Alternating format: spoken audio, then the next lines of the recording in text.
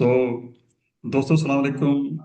ही असांजे सेशन जो सेकंड पार्ट आहे। अॼु असांजा महिमान आहे मिस्टर फैज़ अहमद खोसो साहब, जेके पाण टिनि मुल्कनि में पाकिस्तान जा सफ़ीर रहिया।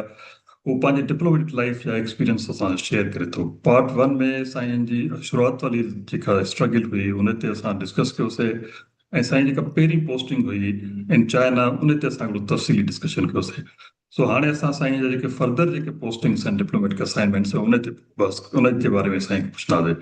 साईं Faiz sahab, welcome again. Thank you, sir. Thank you.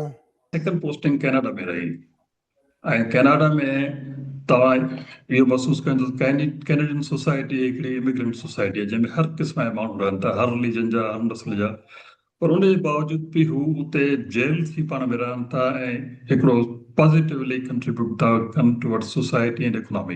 इन जो राज़ छा आहे? उतां जो सिस्टम में उहा कहिड़ी ख़ासियत आहे जो एतिरनि जेके आहिनि से डाइवर्स क़िस्म जी कम्यूनिटीज़ खे कंटिन्यू करे ऐं उहो तरक़ी जी मंज़िल ॾे जेको आहे गामज़र आहिनि? उहे कहिड़ियूं शयूं आहिनि जेके तव्हां उते लर्न कयूं? जी साईं। साईं कैनेडा जीअं मां तव्हांखे ॿुधायो त कनाडा जे मल्टी कल्चर सोसाइटी जंहिंमें दुनिया जा हर हिकु कंट्री जो मुल्क तव्हांखे उते मिलंदो। यकीन रखो पाकिस्तानी बि घणा आहिनि, त इंडियन बि घणा आहिनि, त रशियन्स बि घणा आहिनि, सभु कोई आहे उते। ऐं सभु जेके इंटरकनेक्टेड सोसाइटी जेके सभई जेके हिकिड़े पाण खे दे feel proud to be a Canadian, ऐं उते सभई महिनत कंदा आहिनि जेके सची ॻाल्हि आहे। and there no discrimination among any of the society. Canadians, they are very very friendly countries. यकीन रखो त मूंखे उते एतिरो त मज़ो ईंदो हो जो they are very friendly country. तव्हां वेंदो त तव्हांखे महसूसु न थींदो त तव्हां U are in a foreign country. तव्हां ईअं लॻे थो त तव्हां पंहिंजे मुल्क में आहियो। ऐं उते जेको आहे सो they are develop country. They can go to any so who even they can go for they can make a bomb, but they can never decided to go for nuclear technology. They can do it, and they are capable to do it. ऐं उनजी leadership भली आहे, जेकॾहिं मिसाल तौरु उहे चाहें त अॼु बि करे सघनि था, पर हुनजी इहो आहे त they can develop their own country. ऐं वॾी ॻाल्हि इहा आहे त तव्हां ॾिसंदो त उते थधि एतिरी थींदी आहे जो तव्हां U can not even imagine. तव्हां नॉर्दर्न एरियाज़ में जेकॾहिं वेंदो जिते टेरिटरीज़ आहिनि, न्यू टेरिटरीज़, उते यकीन रखो त गर्मियुनि में बि जेका आहे थधि हूंदी आहे, बर्फ़ हूंदी आहे, उते कीअं ज़िंदगी गुज़ारींदा आहिनि। मूंखे हिकिड़े माण्हू कैनेडियन डिप्लोमेट हूंदो ऐं उते जेको आहे सो पॉलिटिकल शइ खे ॾिसंदो ऐं लुकिंग आफ्टर पाकिस्तान। तो हुन मूंखां पुछियो त how you can survive in this heat in Pakistan where the 50 centigrade over there. As you are surviving in this country where the temperature goes minus 40 degrees with wind chill factor. So when you survive here, we can survive over there. But we have got 4 clear seasons in Pakistan. It's hot, it's humid, and it's cold, it's green, it's everything else. Therefore, it's a wonderful country in any aspect from there. ठीक आहे, पर असल में बुनियादी सवाल ॿियो आहे मुंहिंजो। बुनियादी सवाल इहो न आहे त कंट्री केतिरो ख़ूबसूरत आहे, केतिरो डेवलप्ड आहे। उहे फैक्टर्स कहिड़ा आहिनि जेको अवल त उते सोशल कोहियत पैदा करे थो, एतिरा माण्हू जेके गॾु थिया आहिनि उन गॾु करे हले थो। ऐं ॿियो जेको यानी तरक़ी आहे, ख़ुशहालीअ में राज़ छा आहे पुठियां? इहो हुनजी एडमिनिस्ट्रेशन आहे, पॉलिटिकल गवर्नमेंट आहे, सिस्टम एतिरो मज़बूत आहे, या लिटरेसी आहे? उहे फैक्टर्स कहिड़ा आहिनि, असांखे उहे करे ॿुधायो। Of course, they are literary country. तमाम घणी एजुकेशन आहे उते, ऐं एजुकेशन यकीन रखो फ्री आहे। You go and get free education over there.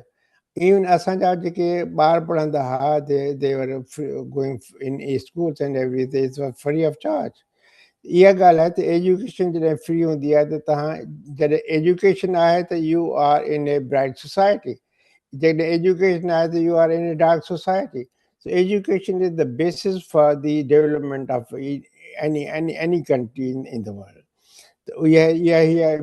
हुन में साइंस एंड टेक्नोलॉजी में तमामु घणा आहिनि। तव्हांखे यादि हूंदो त दे प्रोड्यूस्ड ए न्यूक्लियर कनूप इन Karachi. That was a Canadian, help to Pakistan. They are developed in science and technology also.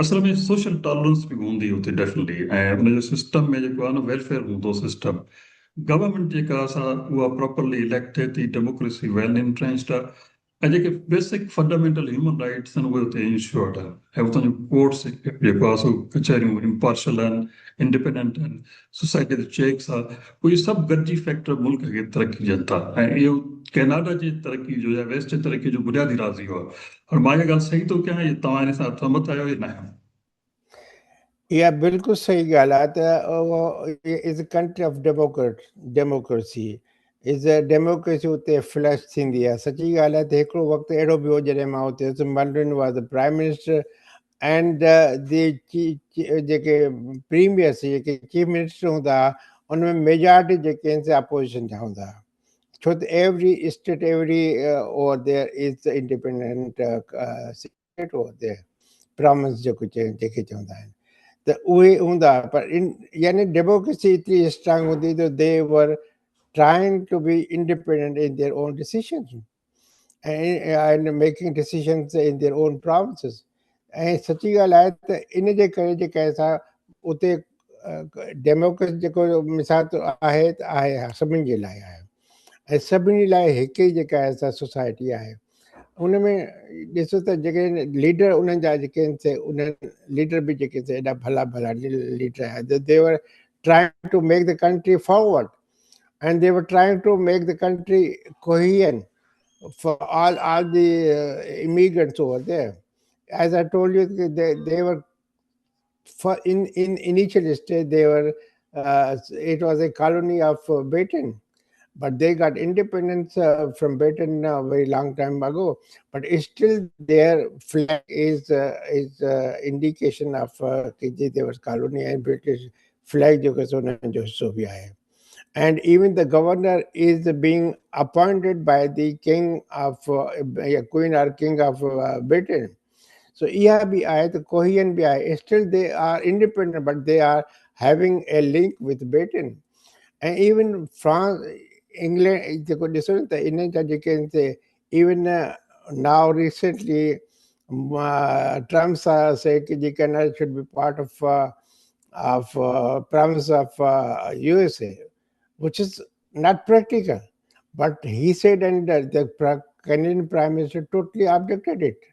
So, ठीक आहे असल में इहा लर्निंग इहा था करणु चाहियूं त कैनेडा में असां कहिड़ा सबक वठी सघूं था हुनजे सिस्टम मां गवर्नेंस मां ऐं उहे जेकर असां मुल्क पंहिंजे में अडॉप्ट कंदासीं त असांजो मुल्क बि तरक़ी कंदो सॼो क्वेश्चन माना इन में फ्रेमवर्क थियल आहे सो हाणे कैनेडा में मां रही करे ॿियनि दोस्तनि खां पुछां साईं खां कोई कैनेडा जे बारे में सुवाल पुछणु चाहे उहा साईं साहिबु तव्हांजो हथु मथे हुयो तव्हां पुछो साईं खां कैनेडा जे बारे में Anybody else? Fiza, do you have any question about Canada? Or you want to ask something from our the ambassador? Sir, I have a question, but it's not specific to Canada. It's of general nature. Please go ahead. Sir, I wanted to ask Ambassador about the disadvantages of being a diplomat. And not like when I usually ask this question to diplomats, they're like, "Ghar ki yaad aati hai, we're away from family." Not like these kind of disadvantages, serious ones, especially in the context of when you choose the foreign service in CSS out of other groups, what opportunities are you missing on, which you could have had if you were in another group in CSS? Thank you, Excellency, in advance. Sorry. Really, it's a very important question that I would like to answer even in English. You see, when you go to another country, any other country, you certainly miss your country very much. But you face challenges also over there. It's a new country, new society, and the most that we suffer here is our children. Suppose they are in Pakistan in grade say 7.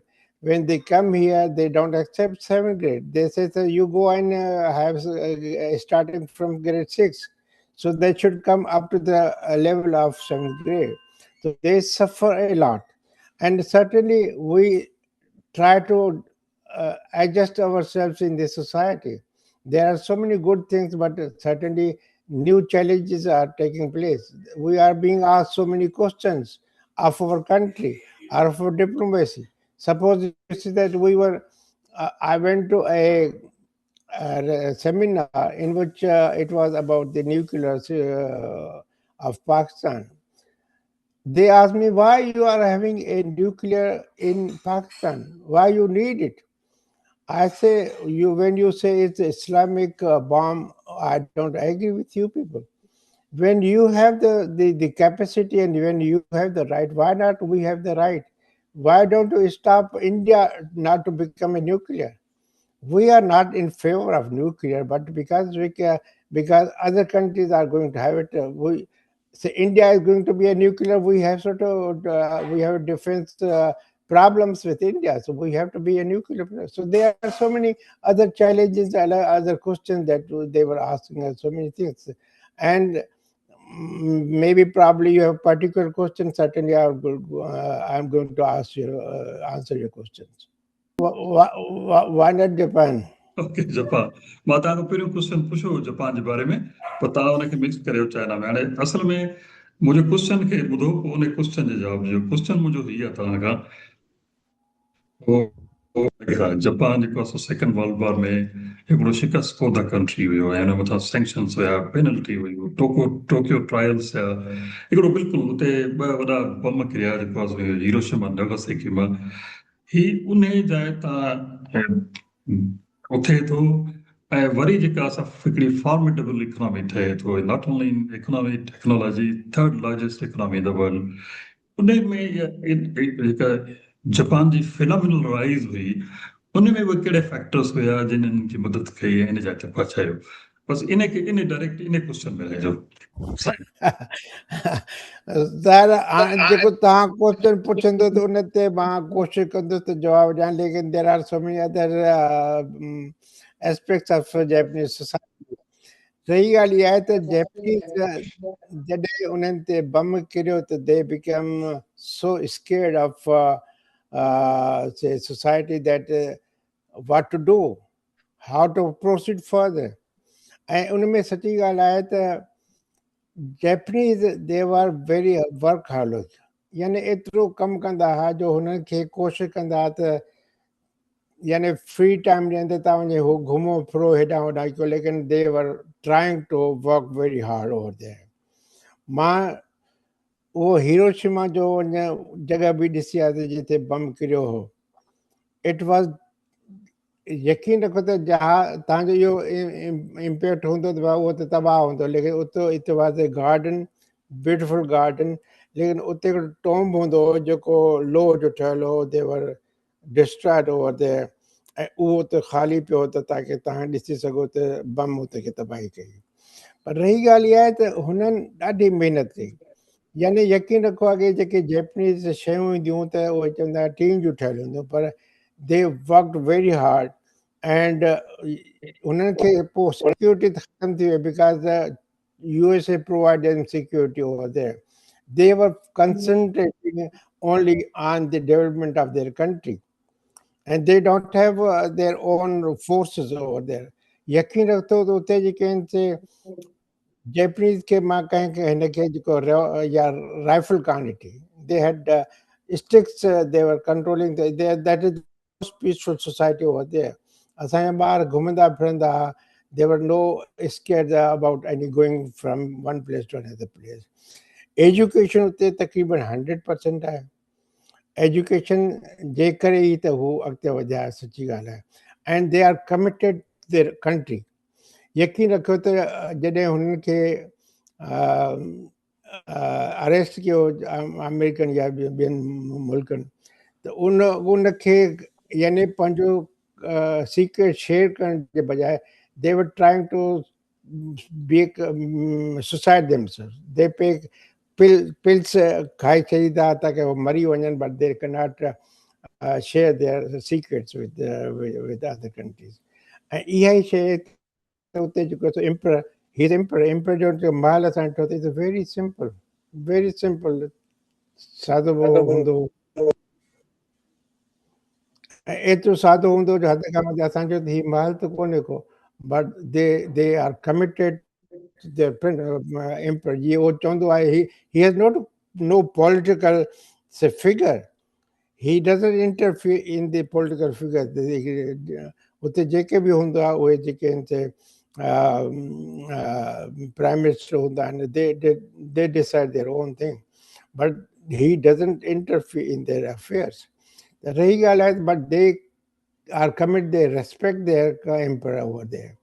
ऐं सची ॻाल्हि आहे त तव्हां ॾिसंदो त मां commitment तव्हांजे इहो थो ॿुधायां त असांजी हिकिड़ी सोसाइटी छोकिरी हूंदी हुई जेका इंटरप्रेटर हुई, हिन में तव्हां अंदाज़ो लॻाए थो how they are committed to their own country and on their work.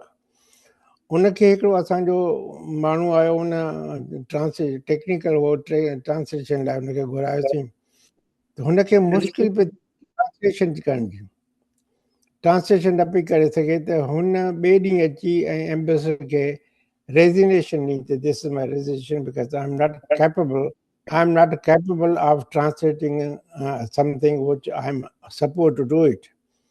The ambassador चयो त बाबा this is not possible, you are a good interpreter, you are a good person, you are working very hard here, I cannot accept your resignation. So this is the commitment कि जे मूं जॾहिं commitment में आया, जॾहिं मां translate नथी करे सघां, I should not be in this position. So this is what is the commitment of their country, of their people to the country.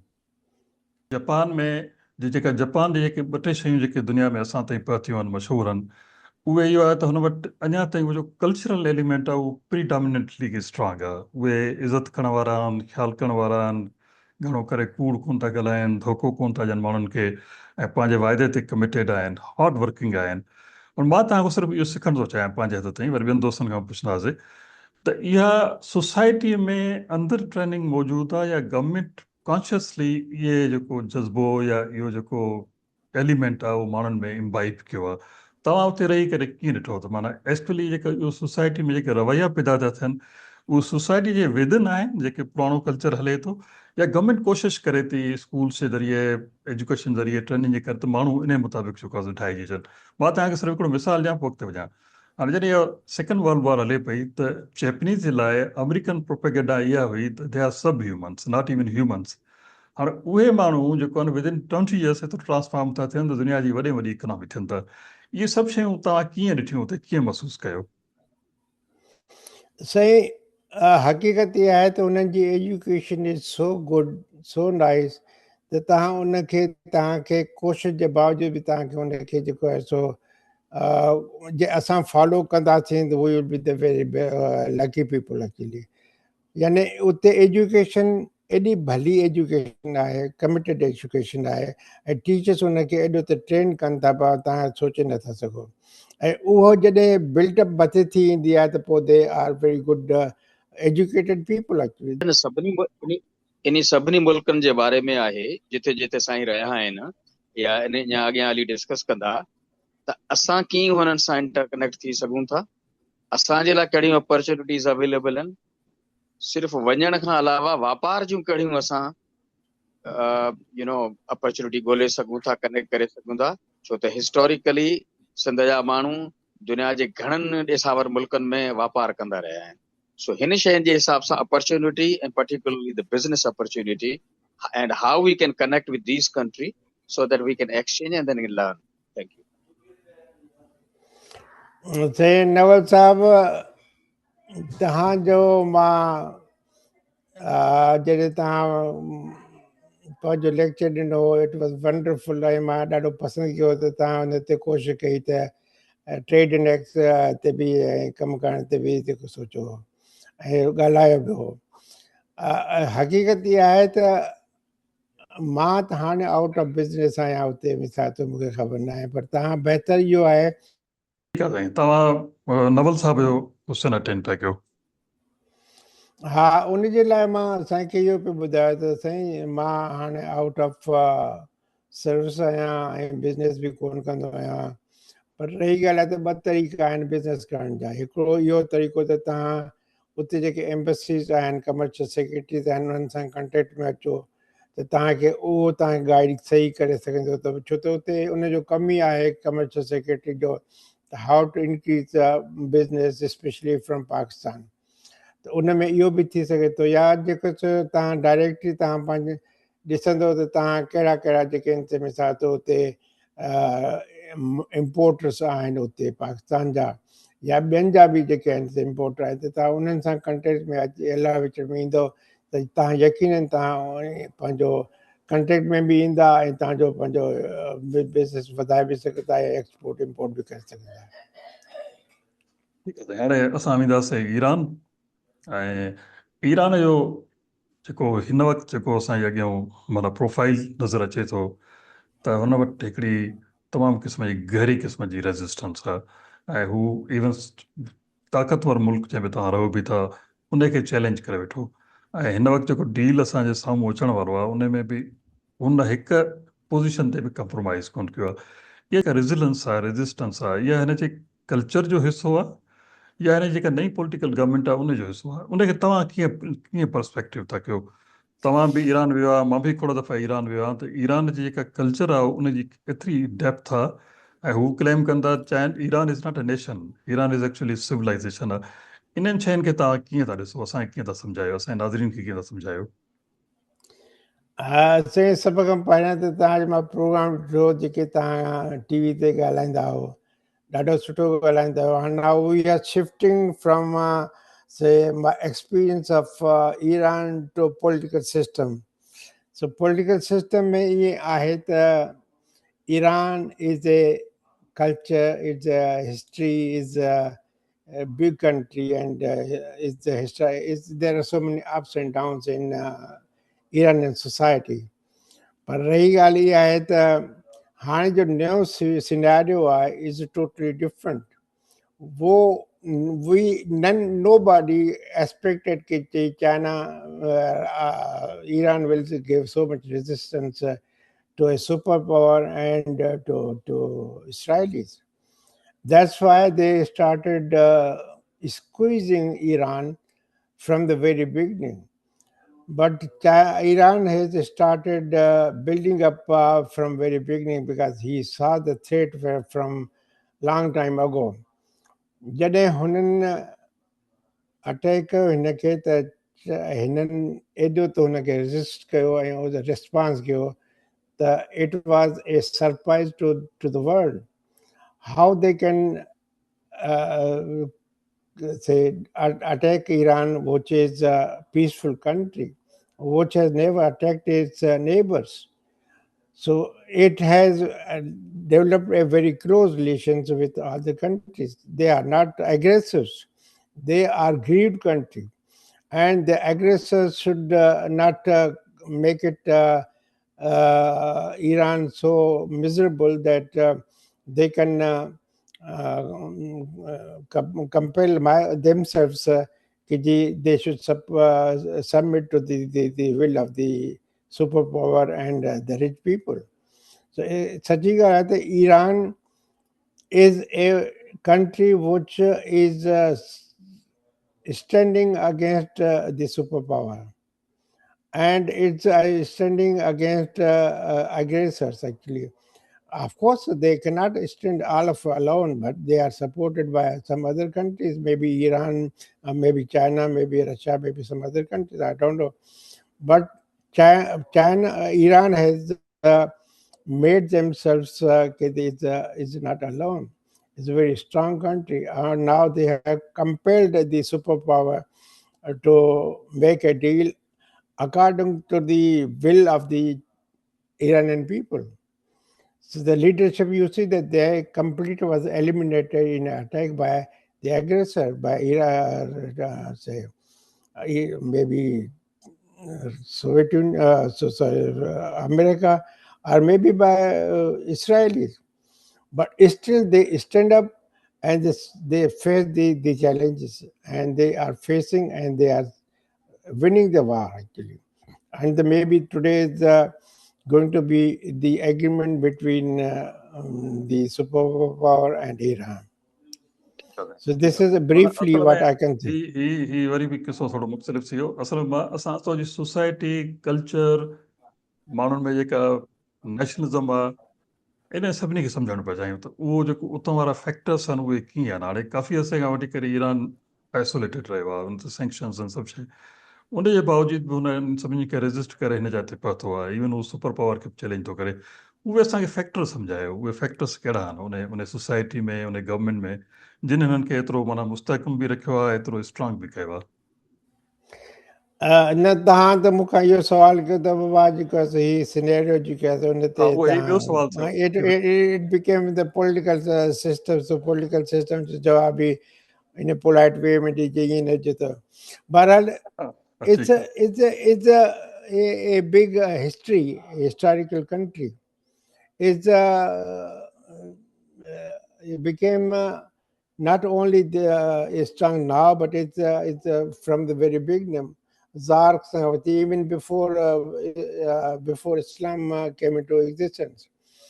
Sachi ॻाल्हि आहे त they are wonderful people. ज़ुल्म इहो बि थियो आहे त भई जेके सो अॻे जेके शहनशाह ईरान हूंदो या जेके बि हुआ उहे they were puppets in the hands of other countries actually. And when Mossadegh Shah was assassinated, who became independent or take the decision independently, and the oil was nationalized and he was arrested and he was eliminated. So you know, ups and downs are, but they feel proud of themselves to be a country of history, country of culture, country of religion, country of so many things actually. And they don't submit to any other countries. They are rich country in many ways. Oil is there, gas is there, everything is there. I have served over there. They are rich country in agriculture. They are rich country in everything that you can imagine actually. सो दोस्तों तव्हां ambassador खोसो साहब जो जेको टिनि मुल्कनि जे बारे में तफ़सीलन हिकिड़ो Q&A ऐं इंटरव्यू ॿुधो जंहिंमें साईं इहो पुछियो हुयो त जेको इहे मुल्क आहे जिते पाण सर्व कया आहियूं जंहिंमें कैनेडा हुयो जापान हुयो ऐं आख़िर में ईरान हुयो उन्हनि मुल्कनि जे तरक़ीअ जो राज़ छा आहे ऐं साईं पंहिंजा तजुर्बा असां सां शेयर कया असांजे नाज़रीन बि उन खां सुवाल कया ऐं हिकिड़ो तमामु सुठो इंटरेक्टिव सेशन रहियो सो इन सां गॾु असांजो हीउ सेकेंड सेशन अॼु ख़तमु थो थिए ऐं पोइ वरी साईं खे असां तकलीफ़ ॾींदासीं त हू असांखे जेके हुन जूं बक़ाया पोस्टिंग्स रहियूं आहिनि जंहिंमें बहरेन हुई इन खां पोइ ट्यूनिसिया हुयो ऐं अज़रबाईजान ऐं इन खां पोइ आख़िर में साईं नॉर्वे में पोस्टिंग कई उन सां असां अलॻि सां साईं असां हिकिड़ो सेशन कंदासीं तव्हांजी महिरबानी दोस्तनि जी जेके हिन प्रोग्राम में शामिलु थिया ऐं उन्हनि सभिनी दोस्तनि जी महिरबानी जेको असांखे सोशल मीडिया ते वॉच कनि था So see you in next episode of this Q&A. Thank you.